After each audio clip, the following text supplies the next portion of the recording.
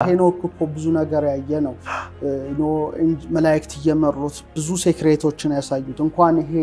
የፍጥረታት ጉዳይ ቀርቶ ሰማያት ገብቶ አየራትን ዘልቆ ፈለካትን ሄዶ ስለ መባረክ ስለ ነቦልጓስ ስለ ፀሐይ ስለ ጨረቃ ስለ ከዋክብት ያየ ነው አይነ ነፍስ የሚባላል አይነ ነፍስ ግዙፋኑን ማየት ይችላል እቺ ወርድ ቁመት ጥልቀት የምትላት አይነ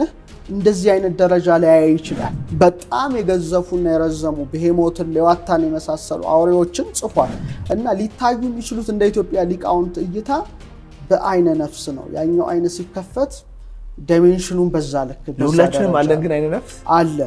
ችግሩ በርቷል አልበራው የደም ወንዞች እዛ ላይ መገኘታቸው ፏፏቴዎች መፍሰሳቸው ነው እንግዲህ ቦታው ምስራቅ አንታርክቲካ አካባቢ ነው ቴለር ግላሲየር ይባላል የማክሙርዶ ደረቅ ሸለቆዎች አካባቢ የሚገኝ ነው እና በጣም አስፈሪ ነው ሲታይ ራሱ እና የተገኘው በ1911 ጂኦሎጂስት ግሪፍ ቴለር ነው እንግዲህ ይሄ ነገር እንዴት ሊፈጠር ቻለ የሚለው ነገር ስንመለከት ምናልባት ይሄ ነገር ቀያልጌዎች ያመጡት ሊሆን ይችላል የሚል ነው ሳይንስ ሐሳብ እና በኋላ ግን በቀያልጌዎች ምክንያት እንዳልተፈጠረ ተረጋገጠ ጫቁ በኢትዮጵያ ያለው ነገረ ማርያም የብራና መጽሐፍ እዛ ላይ ሳነብ በጣም የሚገርም ነው እነዛ ስርወ መንግስት 14ቱ ያሉበትን ስትጓዝ አካባቢውን ጠቅሶታል መጽሐፍ ሲያስጎበኛት መልአኩ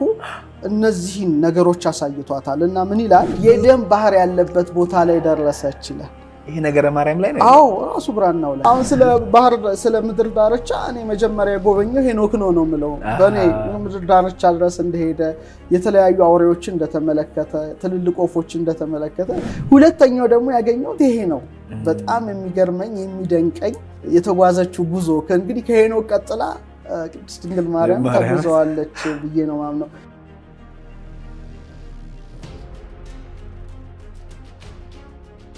እስቲ ስለ ሄኖክ ምን አሰብክ እስቲ ወደ አንተ ልምጣ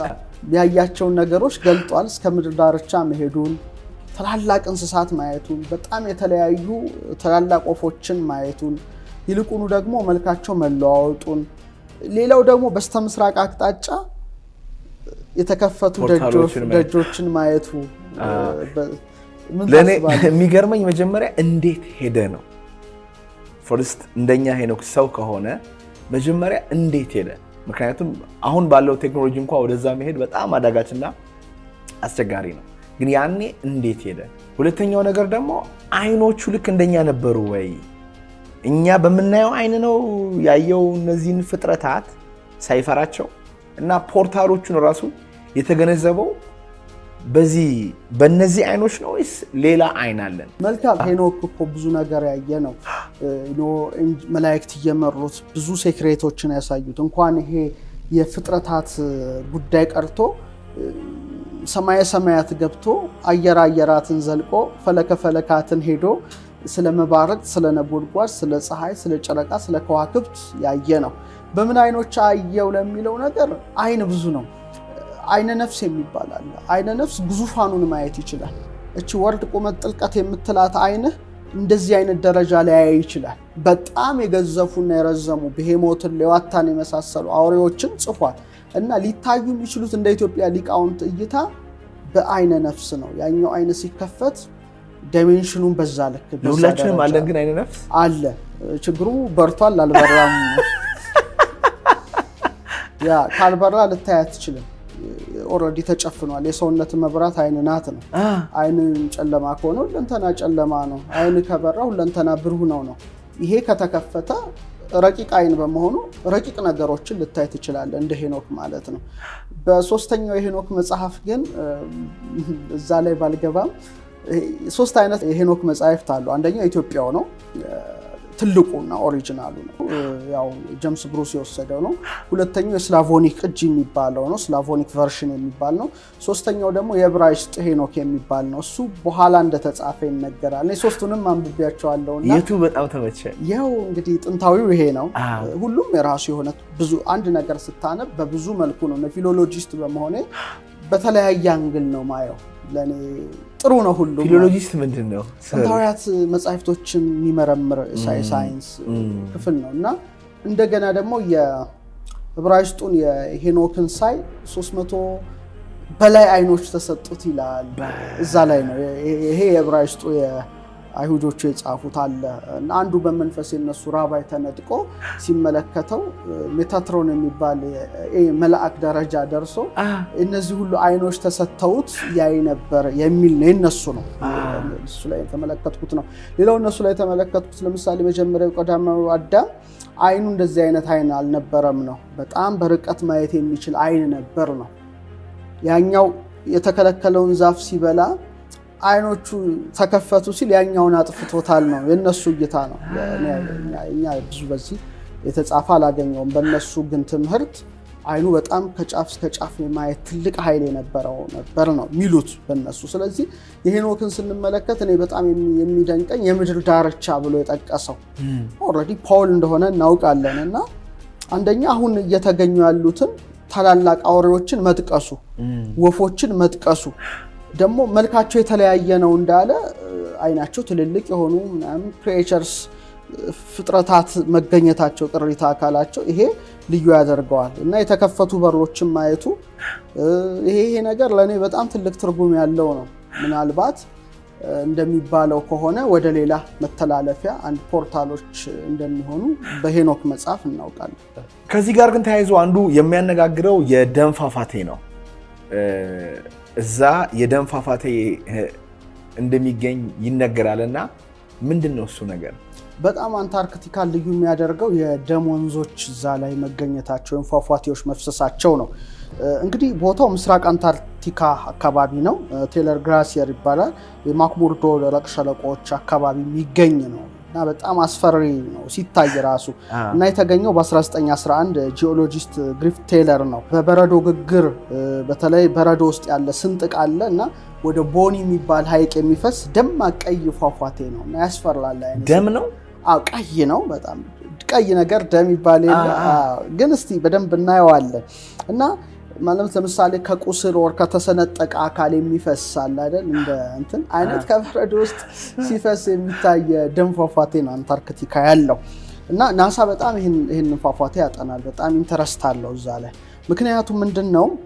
ዩሮፓ የሚባለው የጁፒተር ጨረቃ የአራቱ የጋሊሊዮ ጨረቃዎች አዮ ካሊስቶ ዩሮፓና ጋኒሜድን ያው ቤት መጥተ በቴሌስኮፕ አይታቸዋል እና ዩሮፓና እንደገና ደግሞ ማርስ ጋር በማነጻጸር ያጠናል ምክንያቱም ጨዋማና በብረት የበለጸጉ ናቸው እነዚህ የሚወርዱት የደም ፈሳሾች ምንላቸው እና ማርስንም እንደምናያት በአይረን ክምችት የበለጸገች ናት ስለዚህ አንታርክቲካ ጋር ያለ ፈሳሽ እዛም ሊኖር ይችላል አሁን ማርስ ስናያት የደረቀ እንትን ነው የሚታየው ግን ይሄም በአይረን የበለጸገ ከሆነ እሷም በአይረን የበለጸገች ከሆነች ዩሮፓን በተመሳሳይ እዛ የደም ፏፏቴ ፈሳሽ ነገር ካለ ህይወት ሊኖር ይችላል የሚል እሳቤ አድርጎ ናሳ በጣም ኢንተረስት አለው እዚህኛው ኤሪያ ላይ ማለት ነው እንግዲህ ይሄ ነገር እንዴት ሊፈጠር ቻለ የሚለውን ነገር ስንመለከት እንግዲህ በአንድ ወቅት ጨዋማ ሐይቅ የነበረ እንደሆነ ነው ሳይንስ ሰዎች የሚናገሩት በአሁኑ ወቅት ግን በሐይቁ አናት ላይ የበረዶ ግግር ስለተፈጠረ ያው አካባቢው በተወሰነ መልኩ እየተገመሰ ቆይቷልና ከመሬት በታች ማለት ነው ከመሬት በታች ወደ 400 ሜትር ርቀት ላይ ያለ ባህር ነው ከጊዜ በኋላ ደግሞ ወደ ጨዋማነት ወደ ጨው ባህር ተለውጧል ባሁኑ እንግዲህ ከባህር ውሃ በ3 እጥፍ ጨዋማ ስለሆነ መቀዝቀዝ ወይ መርጋት እንደማይችል ተደርሶበታል ግሌር ሲመረምረው ምናልባት ይሄ ነገር ቀይ አልጌዎች ያመጡት ሊሆን ይችላል የሚል ነው ሳይንስ ሐሳብ እንግዲህ ሳይንስ ይሻራል ሁሉ ጊዜ ሊቆም አይችልም እና በኋላ ግን በቀይ አልጌዎች ምክንያት እንዳልተፈጠረ ተረጋገጠ ጨዋማ ውሃ ነው እና ደግሞ በብረት ሀብት እጅግ የበለጸገ ስለሆነ ኦክሲጅንና የፀሐይ ብርሃን ሙሉ በሙሉ የሌለበት ነው በዚህ ምክንያት እንግዲህ ከአየር ጋር በሚገናኝበት ጊዜ እንደዚህ አይነት ኦክሲዳይዝ የሆነ እንደዚህ አይነት ነገሮች ተከስተዋል ይላል የሳይንስ ምልከታ ስለዚህ ከጨዋማ ውሃና ከብረት ክምችት የተነሳ የሚፈስ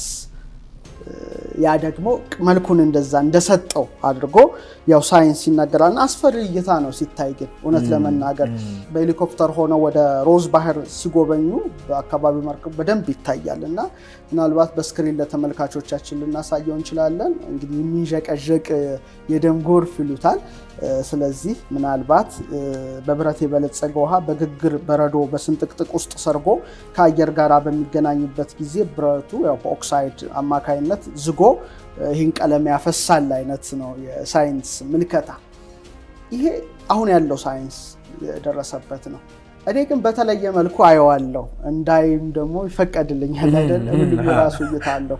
ባለፈው ትዝይልህ እንደሆነ በመሬት ክፍትናትና በጣም ብዙ ፍጥሯን እንደሚኖሩ ሁለት መርሃ ግብር ሰርተናል አንዱ ምንጭ ያደረኩት ትልቁ በኢትዮጵያ ያለው ነገረ ማርያም የብራና መጽሐፍ ነው የሚል ነገሬ ነበርና ተመልካቾችም ይተርጎምልን ያሉ አንተ አነሳስታቸው አስተያየት መስጫው ላይ ሲሉ ነበር እዛ ላይ ሳነብ በጣም የሚገርምህ ነው እነዛ ስርወ መንግስት 14ቱ ያሉበትን ስትጓዝ አካባቢውን ጠቅሶታል መጽሐፉ አሜሪካችን ማለት ነው ፍሎሬንስ ያስጎበኛት መልአኩ እነዚህን ነገሮች አሳይቷታልና ምን ይላል ግዕዙን ባነበው ለተርጉምልህና መራህን ወአብጽሐን ይሃባህሎ መዝገበ በረድ እና መርቶ መልአኩ የበረዶ መዝገብ ያለበት ቦታ ደረሰኝ ነው ይሄ በጣም ግርማያልና ራሱ ቅድ ባለፈው ትዝይልህ እንደሆነ ቦታውን እጠረጥር እችላለሁ ከጽሁፉ ተነስቼ ነው ማለት አሁን ለምሳሌ ሄኖክን ሳነብ እስከ ምድር ዳርቻ መሄዱን በጣም ታላላቅ አውሬዎችን መመልከቱን ሳይ እና ደግሞ የተከፈቱ በሮችን ሳይ አንታርክቲካ እንደሆነ ጠረጥራለሁ በኔ እይታ ነው ይሄ የኔ እይታ ነው ፐርሰናል ኦፒኒየን ይፈቀድልኛል ከዛ ምን አለ ወሐለፈትም ህየኒ ወበጻታ ባህሎ መዝገባ ሳሃቲያ ከዛ ታልፍና ደግሞ የውርጭ በጣም ቀስቃዛ ውርጭ ያለበት ቦታ ላይ ትደርሳለሽ ነው ከዛ ምን ይላል ወሐለፈትም ህየኒ ወበጻታ ባህሎ ባህር ዘደም የደም ባህር ያለበት ቦታ ላይ ደረሰች ይላል ይሄ ነገረ ማርያም ላይ ነው አዎ ራሱ ብራናው ላይ እንግዲህ ትልቁ ያላቸው ገዳማት አሉ ማየት ማንበብ ይችላሉ እዛ ላይ እኔ ያው ስላነበብኩት ነው ማቀርብልህ ከዛ በኋላ ወሐለፈትም ህየኒ ወበጻታ ባህሉ ባህር ዘመግል ልክ እንደ መግል ቢጫ የመሰለ ነገር ነው ተመሳሳይ ነገር ነው የምታየው እዛ አካባቢ ያለ እና ይሄንን አየች ይላል ከዛ በኋላ አለፈችው ያንን ቦታ ስታልፍ ወሐለፈትም ህየኒ ወበጻታ ባህሉ መዝገበ ጽልመት ዘውስቴቱ በርባሮስ ዘይክሉ አይላፍ ፀሐይ አብሮሆቶ ይላል ዘልም ያለ ጨለማ ምድር ደግሞ በዛ በኩል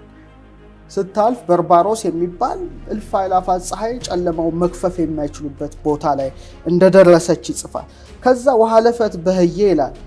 በዛ አለፈች ወረዱ መትይተምር ወደ ምድር ውስጥ ወረዱ ወሬ የተአሰርተው 40 መንግስታት 14 ኪንግደም ተመለከተች ስርወ መንግስት ዛል እኔ ይሄን ሳነብ በጣም ቆይቷል እኮ በጣም እንግዲህ መጽሐፍ 10 ምናምን አመት በፊት ነው ያነበብኩት ብራን ነው ሳስታውሰው እና ድጋሚ ሪቫይዝ አረኩት ይሄን ነገር ካንተ ጋር ቃለ መጠይቅ ሳደር ድጋሚ እንዳነበው ድል ገጠመኝና እጅግ ያስከርማል እና ተጓዘች የበረዶ ዓለም ውስጥ እንደገባች በጣም ቅዝቃዜ ያለበት በዛም ደግሞ የደም የሚመስል ፈሳሽ ያለበት ቦታ ለመግል ከሰውነት እንደ እጅ እንደሚወጣ አይነት ነው እዛ ደግሞ ስታልፍ ያን ጌቱን ስታልፍ ጨለማው ምድር ላይ ያንን ስታልፍ ደግሞ 14 ሰው መንግስታትን ሌላ መትይተ ምድር ነው የሚለው ወደ ታች ባለፈው አይተናል 14 ናቸው እንደገና ደግሞ የውቅያኖስ ካርሳለ ውቅያኖስ ይላል የውቅያኖስ ሴንተር መሃሏ ሆዷ እንደማለት ነው እዛው ውስጥ ደግሞ 14 ስርወ መንግስት ሳይች ይላልና መልካቸው የተለያየ ነው ብሎ ይሄ መጽሐፍ ይጽፋል እንግዲህ በኢትዮጵያ ያለ መቼ ተጻፈ ነው ነገር ማለት የቆየ ነው በጣም ጥንታዊ እኮ ነው ስለ ባህር ስለ ምድር ዳርቻ እኔ መጀመሪያ ጎበኘው ሄኖክ ነው ምለው በኔ ምድር ዳርቻ ድረስ እንደሄደ የተለያዩ አውሬዎችን እንደተመለከተ ትልልቅ ወፎችን እንደተመለከተ ሁለተኛው ደግሞ ያገኘው ይሄ ነው በጣም የሚገርመኝ የሚደንቀኝ የተጓዘችው ጉዞ ከእንግዲህ ከሄኖክ ቀጥላ ቅድስት ድንግል ማርያም ተጉዘዋለች ብዬ ነው ማምነው በጣም ደስ የሚለኝ መጽሐፍ ብዙ ሺህ ገጽ ነው በጣም ያው በገልጠው ማያልቅም እና በጣም ይደንቀኛልና በተለይ ባለፈው ከምድር ውስጥ ያለው ስልጣኔ የሚለውን ስንመረምር ኦር ደግሞ መተርጉማኑ እመቤታችን በነገረ ማርያም ያየቻቸው ብለው ነው ያለፉትና ባህር ዘደም ነው የሚለው ቃል በቃል አሁን አንታርክቲካ እንግዲህ አሁን ነው የተገኘው ይሄ ደም ባህር እንግዲህ አንታርክቲካ ሲፈቀድ ስልጣኔ ሲመጣ ሰዎች ሳይንቲስቶች ሄደው ያዩት ጉዳይ ነው ይሄ ግን ቀድሞ የተጻፈ ነው እና ዳርቻ ነው የሚጠቅሰው ዳርቻ ነው ከዛ በኋላ ግን ሄኖክ እንዳለው የተከፈቱ በሮች አየው አለ እሷም በዛ ስትገባ ነው 14ቱ ስርወ መንግስት ያየችው